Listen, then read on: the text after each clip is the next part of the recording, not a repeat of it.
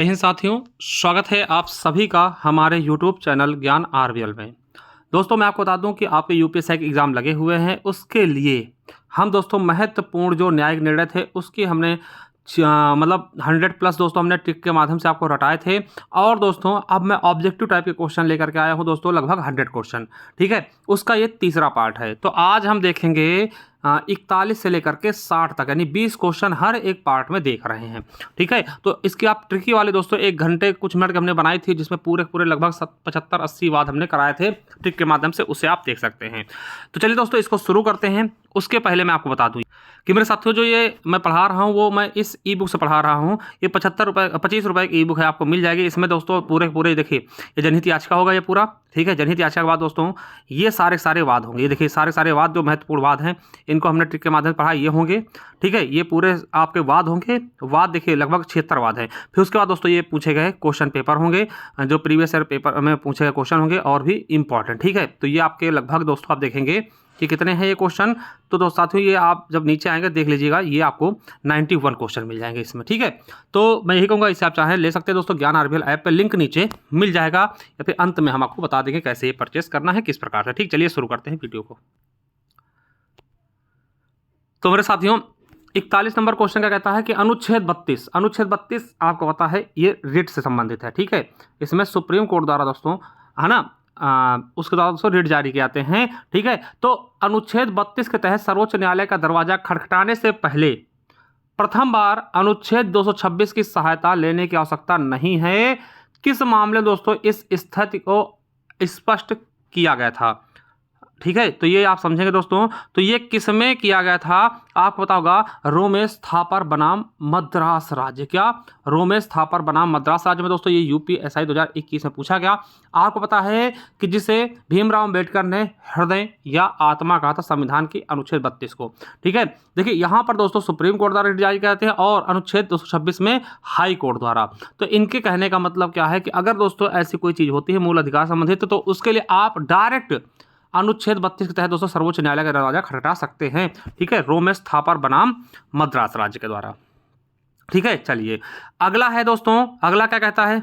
तो अगला क्वेश्चन क्या है 42 नंबर कि अन्य पिछड़ा वर्ग यानी ओबीसी के लिए 27% आरक्षण की संवैधानिक वैधता को उच्चतम न्यायालय ने किस मामले में बरकरार रखा था? आपको पता है कि इसके लिए दोस्तों ओबीसी के लिए किसी न किसी साहस इकट्ठा करना पड़ेगा। साहस मतलब साहनी। ठीक है, तो इंदिरा साहनी बनाम भारत संघ के द्वारा। किसके द्वारा? इंदिरा साहनी बनाम भारत संघ के द्वारा। दोस्तों बहुत इंपॉर्टेंट क्वेश्चन, हमारा सी ऑप्शन बिल्कुल राइट हो जाएगा कि ओबीसी के लिए दोस्तों। ठीक है, और आपको पता होगा काका कालेलकर के अध्यक्षता में प्रथम ओबीसी आयोग की स्थापना की गई थी।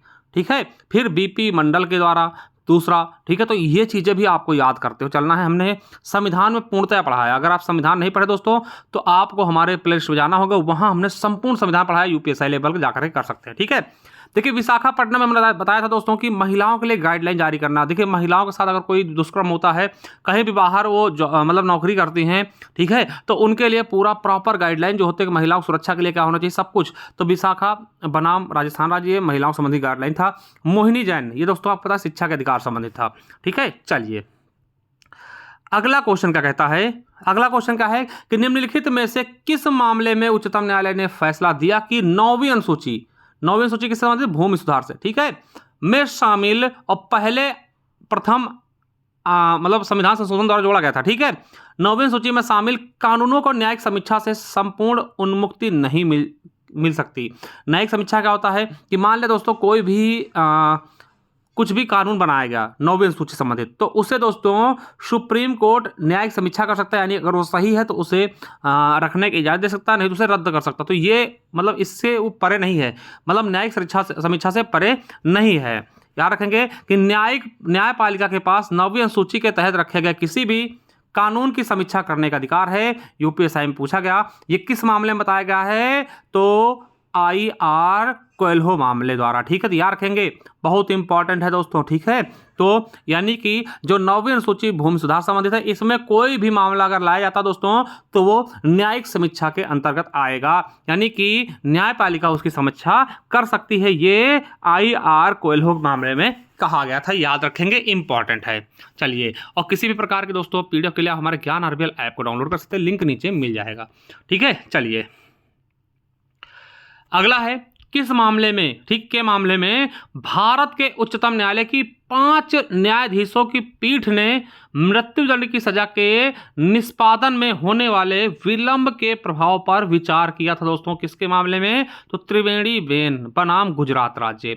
यानी कि अगर मृत्युदंड की सजा होती है, मृत्यु की सजा होती है दोस्तों, तो उसके विलंब होने जो प्रभाव पड़ता है उस पर दोस्तों, उसके बारे में ये पीठ बैठी थी। ठीक है, तो हमारा 44 का ए ऑप्शन बिल्कुल और बिल्कुल राइट हो जाएगा। चलिए अगला क्या है, 45 नंबर, सुप्रीम कोर्ट ने फिशपेश के मामले में फैसला सुनाया कि वह सुप्रीम कोर्ट के आदेश की अवहेलना करने वाले उच्च न्यायालय के न्यायाधीशों के खिलाफ अदालत की अवमानना की कार्यवाही शुरू कर सकता है। यानी कि अगर सुप्रीम कोर्ट द्वारा दिए गए किसी आदेश की अवहेलना अगर उच्च न्यायालय करता तो उसके खिलाफ भी अवमानना की कार्यवाही की जा सकती है।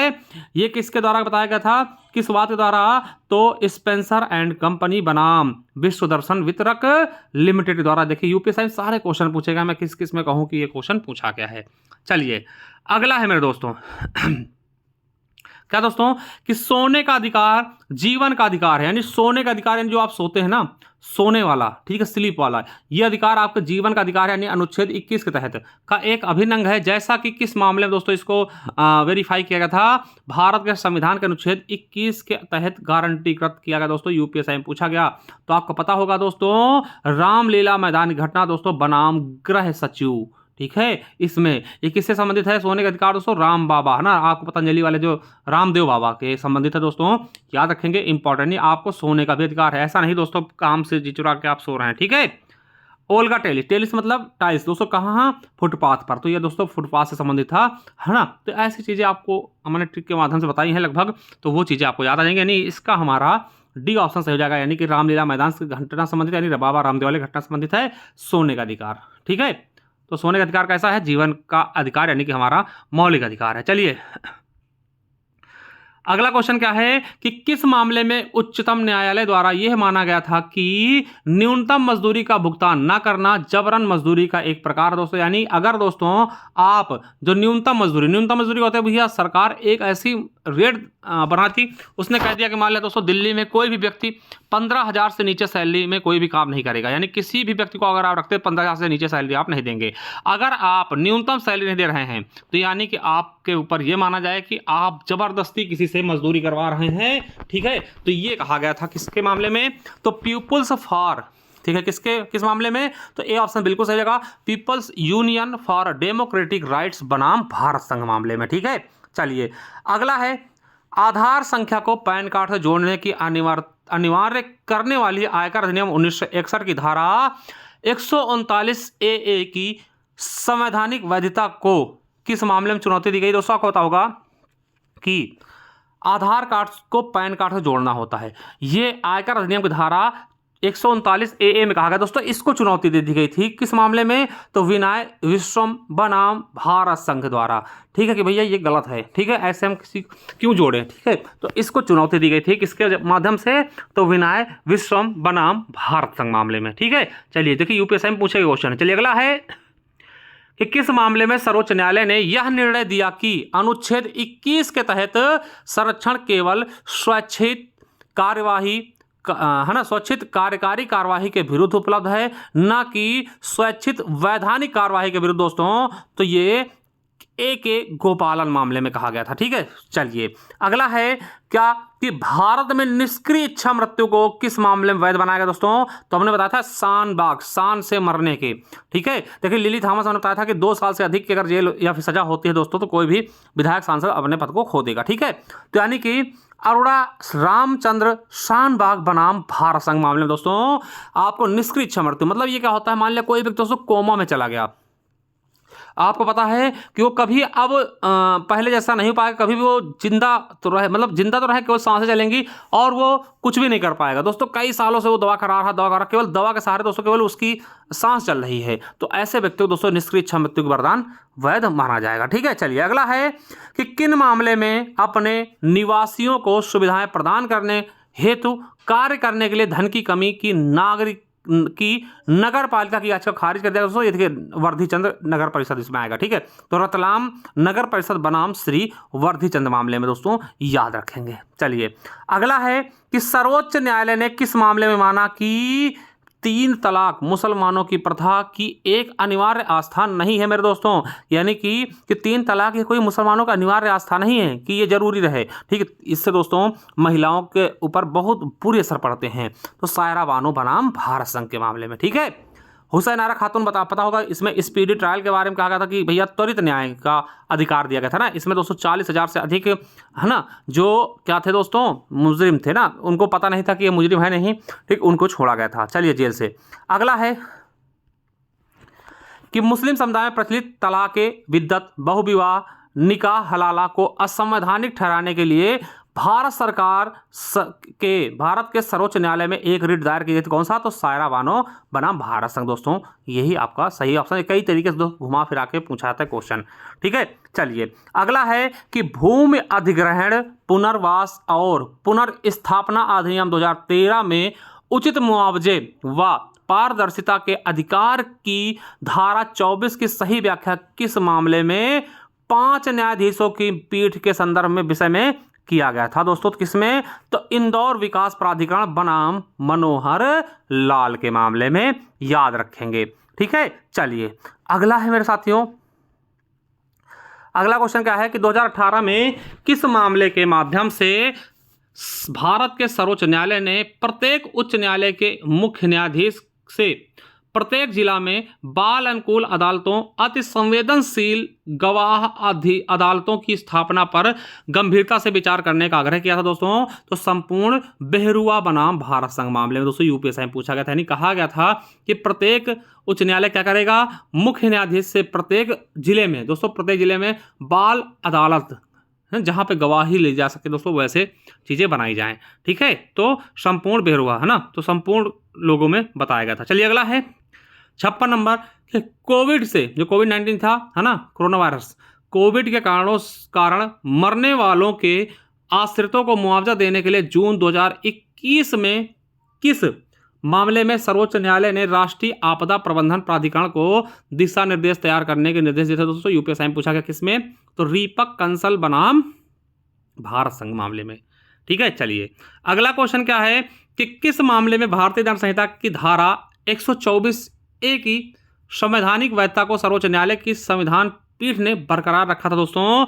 तो किसमें रखा गया था? तो केदारनाथ सिंह बनाम बिहार राज्य के मामले में। ठीक, केदारनाथ सिंह बनाम बिहार राज्य मामले में। चलिए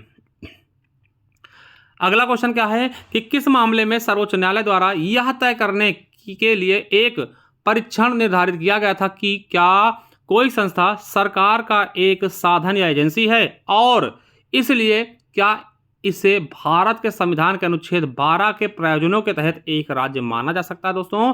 तो इस किसमें कहा गया था? तो अजय हाशिया बनाम खालिद मुजीब मामले में। ठीक है, चलिए अगला क्वेश्चन क्या है कि किस मामले में सर्वोच्च न्यायालय के एक पीठ ने अप्रैल 2020 में कहा कि एक बार अनुसूचित जनजातियों को अनुच्छेद 16(4) के तहत आरक्षण प्रदान कर दिया गया हो तो अनुच्छेद 16A के तहत ऐसी किसी भी शक्ति का प्रयोग नहीं किया जा सकता दोस्तों?